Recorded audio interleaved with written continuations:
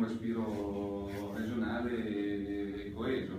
Noi crediamo che tra efficientamento energetico, la chiusura del ciclo dei rifiuti, che comunque è un argomento importante, e la questione del dissesto idrogeologico possa portare in tutta la Liguria, se fatta anche attraverso questi fondi, a una pianificazione mirata alla creazione di circa 30.000 posti di lavoro. Non lo dice Pastorino, lo dicono dei numeri che discendono da esperienze in questi settori che adesso sono ferme, ma se la priorità deve essere la cura del nostro territorio, prendere in mano tante cose e affrontare tante emergenze, quali ho detto quella dei rifiuti piuttosto che del monitoraggio e del rischio idrogeologico, credo che si debba andare, se lo diciamo tutti, credo che la direzione sia quella. Quei fondi, visto che i soldi non restano sugli alberi, possono essere indirizzati attraverso bandi mirati su quelle cose lì.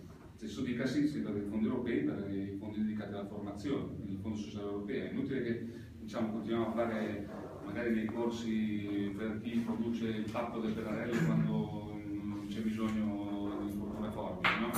Allora, se la direzione è quella lì, bisogna andare a formare delle persone che siano in grado di parlare di efficientamento energetico, di parlare di ciclo dei rifiuti, di parlare di queste cose qua, in modo tale che si crei veramente un'opportunità di lavoro importante.